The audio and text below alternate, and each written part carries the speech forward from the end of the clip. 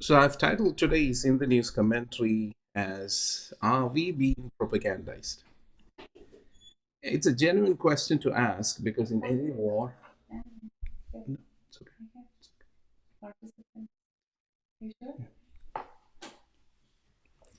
Are we being propagandized? That is the question that we're asking. And in any war, there is this thing called the fog of war. And within the fog of war, truth is the casualty, naturally, right? What is the exact truth? The enemy, no, the our side is trying to demonize me. The enemy is trying to demonize us.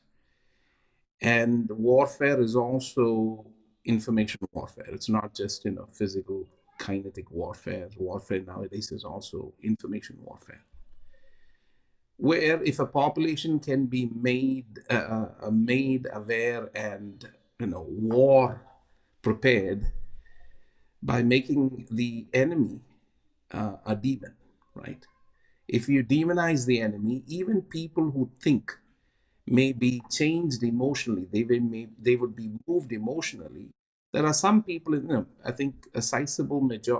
I cannot say a majority, but it's a sizable population, part of the population that want the truth and they make decision based on truth.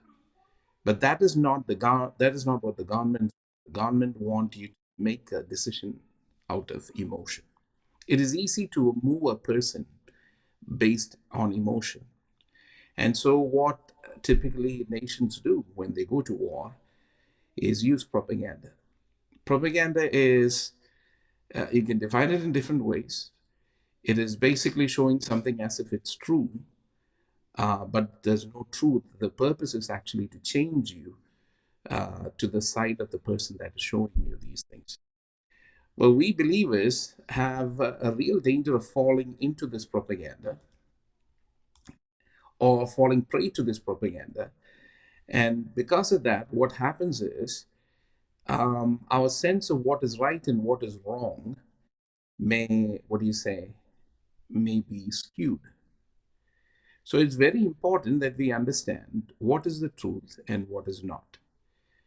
And to understand the truth and to find the truth, it'll take a little bit time. If we are impatient, we will fall into the trap of the enemy. For us believers, in all the events that are happening on earth, especially when it comes to wars and rumors of wars, and especially in this present time, we are trying to see where does this event fall in the timeline, the prophetic timeline that's given to us. If we do not have the right information, or if we do not get the right information, and if we ourselves are being played by the world, then our viewpoints, our eyesight will be corrupted, right? We will a spiritual background about matters. Now, if you look here, this is something that we all know and we all saw. I spoke about this last time. How a Russian tanks drove over. Basically, they were driving over innocent drivers, and the car was crushed. Right? We saw this video. I think many saw this video, and we were thinking, what this video showed us is the gruesomeness and also the asymmetry of the Russian military and the way in which Russians are waging the war. They are cruel, evil people. They don't care for human beings. They will kill their enemy, even innocent bystanders, right? And if you look at it, this picture that you see right now is from the Sun. It is a magazine in which is widely available online. And this was not just in that magazine alone. Even in the U.S., this issue was uh, widely propagated or widely circulated. This is a horrifying moment. A rampaging tank totally crushed a car and then reversed over it in Kiev. And they said it is actually a Russian tank. But what exactly is the fact? Now they are saying it's unclear whether the armored vehicle showing crushing car in Kiev is Russian. They think that it is actually a Ukrainian tank or a Ukrainian armored vehicle, because if it's a Russian armored vehicle, There would be supporting vehicles along with it. There'll be supporting columns, right? Columns, soldiers along with it. This was just a vehicle, too, armored vehicle inside Kiev. And this was actually an accident. That is what they are saying right now. Now, this, you know, this fact check is from USA Today. All right. Um, so, however, we were tweaked emotionally a couple of days back. Right now, we have to look at this and say, man, oh man, they played with me. Now, of course, the media is going to say, we didn't know, this was an accident, right? That's what the media is going to say.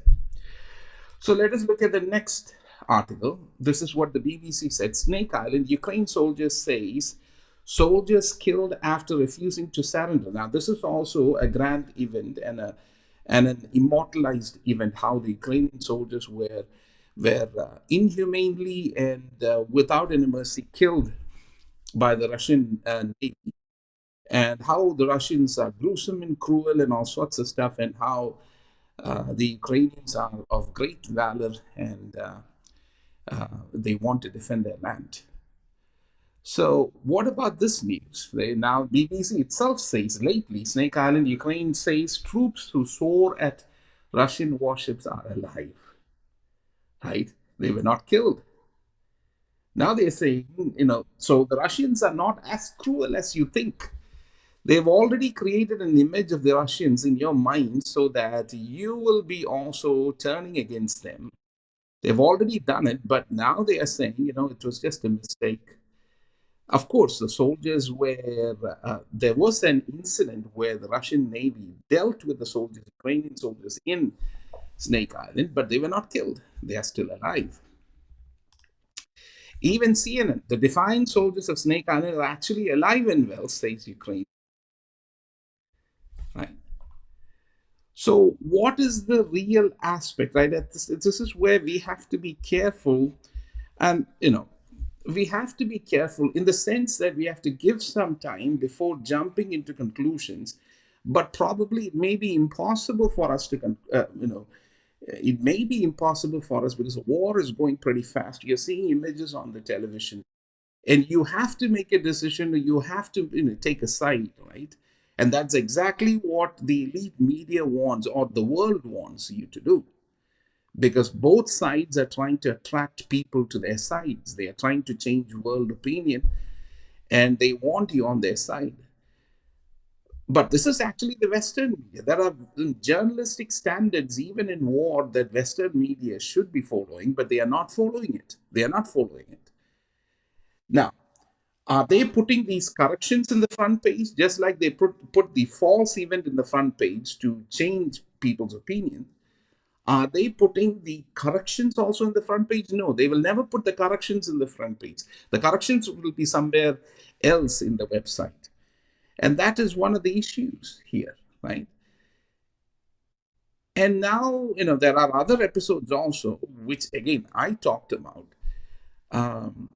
suggesting the gruesomeness and probably the fact that, Russians are merciless, gruesome killers, right? And that is the event that the West wants everyone to understand, and so that you will be against them also emotionally and later physically. Here is a video, and this man actually, he brings about a couple of things that are so-called propaganda.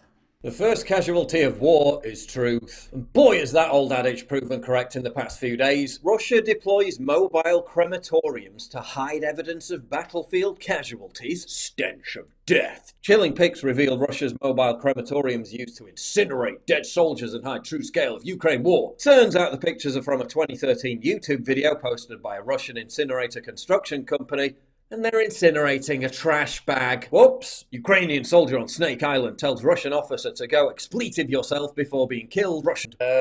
They weren't killed, and here's a video of them peacefully surrendering. Ukraine, whoops! Ukraine president fighting on the front lines, 24th of February 2022. Ukraine president inspecting border, 9th of April 2021. Oops. The ghost of Kiev has a name and he has absolutely owned the Russian Air Force. Godspeed and more kills, Samuel. Who wants to tell him? That's a meme featuring the comedian Sam Hyde. Same guy who bills himself as a slayer of conspiracy theories, posting more old images as if they're new. Oops, Russian tanks running over innocent drivers. Turns out the tank is Ukrainian. Oops, you'd think the fact checkers would be in their element. The past week should have been an absolute bonanza for them, and yet they're strangely AWOL. Yeah, funny that, isn't it? Almost like fact checkers are just a vanguard of biased partisan political interests. Surely not when the fog of war becomes a regional sandstorm. You don't have to be a Russian stooge or a conspiracy theorist to see the blindingly obvious. Why should we trust a legacy media and a political class that has lied about the circumstances behind every conflict in modern history, almost certainly lied about the origin of the pandemic, and has just spent the last 2 years dangerously misleading the public about lockdowns and silencing anyone who challenged their narrative? Oh, don't worry, they may have done all that, but when it comes to this, you can trust them. Honest, really. I don't trust anyone. I don't trust the Russians, and I don't trust them. Retaining a sense of nuance, a shred of incredulity, and an ounce of critical thinking doesn't make you a Russian stooge or a Kremlin asset. It makes you a normal human being. So, there are many things that are sent out as misinformation to change and probably corrupt us. But the media is acting as if, this was just errors from their side. But these are serious errors, actually, if you really look at it. Some of these things are serious errors. Of course, they are making corrections. But then by now, we all have already formed an opinion about Putin and the Russians. And that's exactly what they want. They want you to be anti Russian and for Ukraine. But we believe it should be balanced because we need to understand that whether we are anti Putin or anti Ukraine, that doesn't mean that we should support whatever is wrong, right? It's not that we are, what do you say, we do not understand unrighteousness. When there is gruesomeness, we should be against it. When there is, a serious cruelty, we should be against it because we are righteous and moral people, and God demands us to be righteous and moral people. There's a God's righteousness in every aspect. But we should also understand that we are being played by the media. And we cannot take the media's opinions about these matters, or basically the thing that they call may not be real news. It may be a thing to propagandize us. And therefore, see what the Russian media and how does this is the Russian spokesman, how she deals with a question that comes to her. And here is a journalist, a Western journalist, asking her questions. And this is a long video. I just cut it midway through. The Western journalist gives her two, because he is asking. Of course, it is a fact that the Russian army is bombarding as well as, bombing, residential areas. And it is very evident. It is very evident. But the question is, how far is this true? That's a question. Now, this is what the Russian media, or she is Russian, I think she may be the defense spokesman for Russia. And here the question that the Westerner is asking and how she answers it. Okay. It will be a pleasure for me to answer them. The building in Kharkiv and Freedom Square is not a military target, and yet was clearly hit by a missile that destroyed the building. And we've seen any number of residential buildings, blocks of flats, homes, entire villages being wiped out by Russian fire. I mean, what I'm saying, and whether you object to my tone or not, is this bad aiming, bad targeting by the Russian military, or are you being disingenuous with these claims that you're not targeting civilians? There is a third option. You have mentioned two options. There's a third one. These are fakes. These are materials published by Ukrainian fighters And when they show these materials, this is the result of what Ukrainian fighters are doing. Can you give me materials you're talking about? We will give them to the Ministry of Defense and they will comment them. And the way how you are making this conversation, this is just a part of the propaganda. Well, the disinformation war continues. It just gets more bizarre, doesn't it? Let's speak to Dominic, who was asking that question. He joins us now from Moscow. And Dominic, I don't think it was so much your tone she was objecting to, but actually the subject matter. You're not allowed to ask about civilian deaths when it comes to Russian officials. Well, also, I think confusing me with a member of the British government, which I think is rather revealing about the sort of mentality of people like Maria Zakharova and how she views Russian journalists who are often kind of mouthpieces for their own government. She is a formidable spokesperson. She, I think, spoke for 2 hours without interruption before the Q&A session began. But she is really the only person you can put questions to, the only opportunity we have to hold the Russian government to account. And I think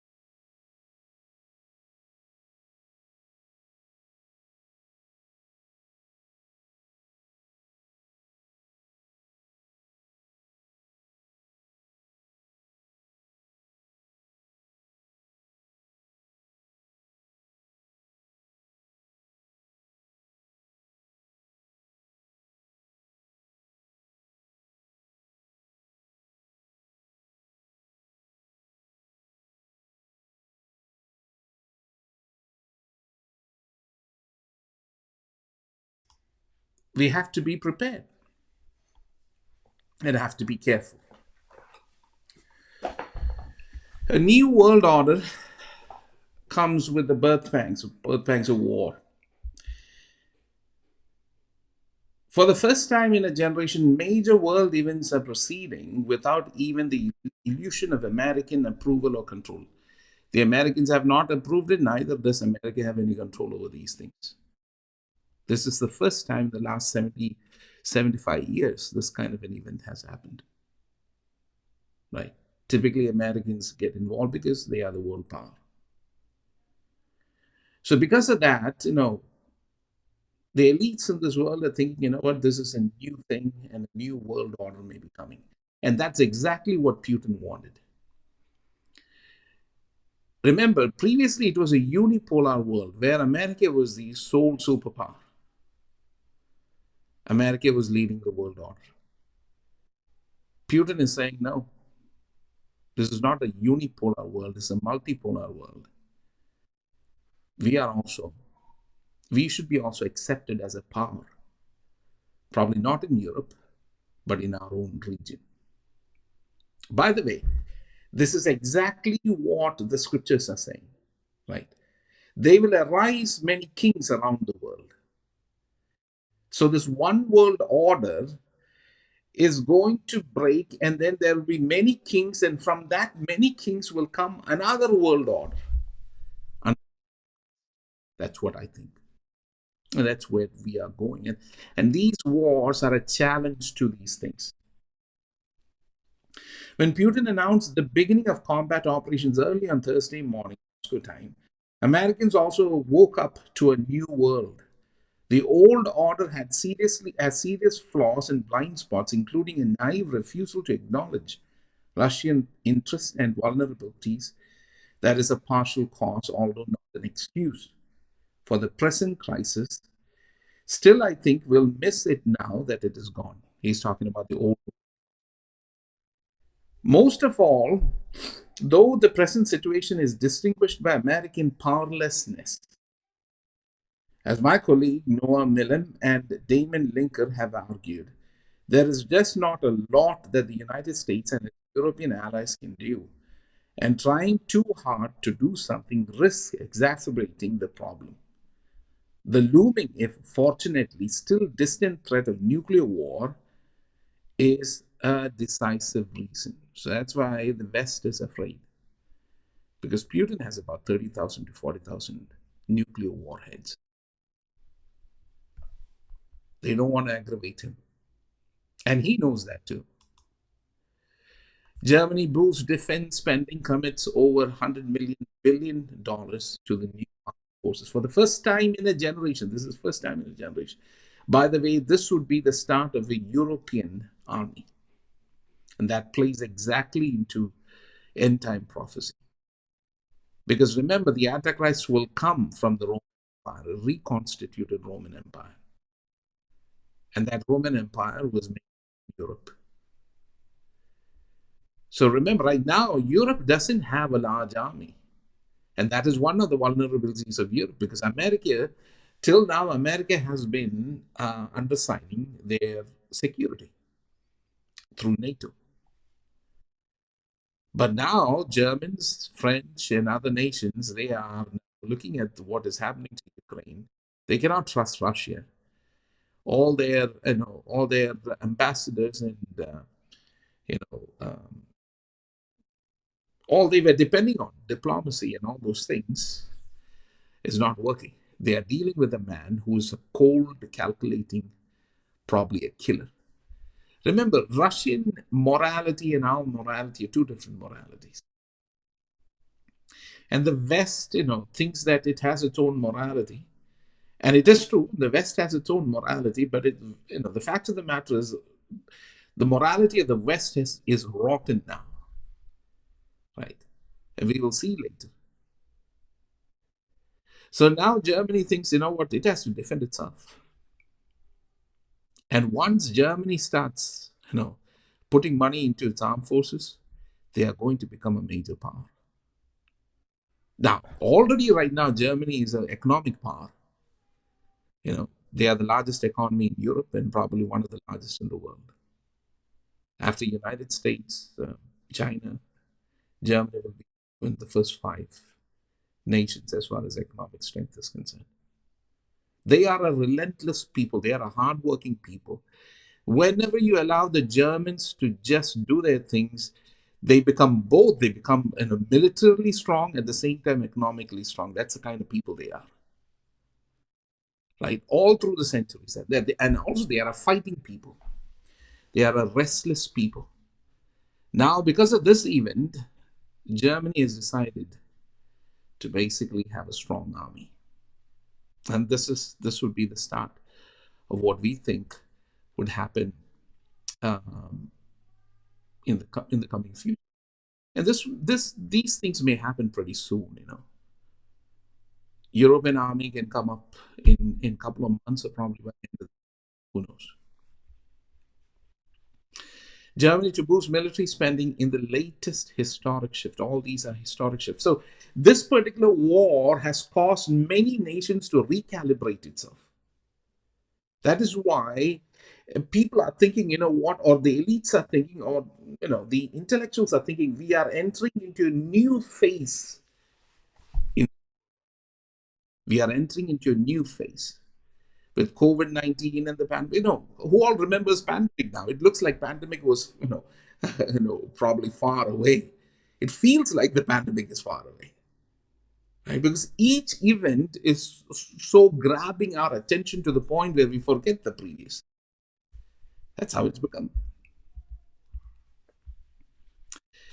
It is just the first pandemic, then recession, now Russia invades Ukraine, anything else world, right? They are crying distress, they're crying for peace and safety. They want peace. Literally, we are protected by our Lord in many cases. Many of us are not affected at all. We hear these news and we are strongly affected by it in our emotions. We are concerned as to what is going to happen. Where is this world going? But we have hope in the fact that our Lord has promised that, He is going to come back. We expect Him to come back, and we are using the time to prepare ourselves at the same time doing the things that we are supposed to do. But that's not the thing with the world. Like many Americans, Marcia Delgado had endured two difficult years. The 50-year-old watched vulnerable patients at her Santa Ana radiology clinic struggle to recover from lung damage caused by COVID-19. She has clashed with patients who would not wear face masks. Of course, they have to put that in their political ideology, because they're thinking face mask is going to save everybody.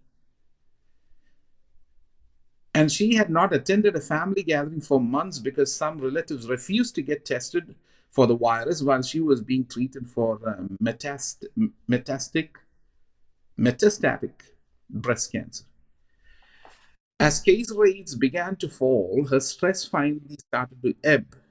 Then, that's a COVID case rates, and they started to fall. She was thinking, what? Everything is getting to be fine and life will be normal. What happens next? The Russian invasion. Then Russia invades Ukraine. I saw the ugly side of humanity in the last few years, Delgado said. It is extremely.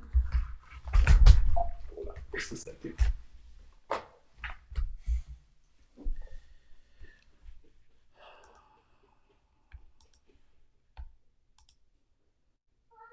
Where am I? Can you see me? Can you hear me?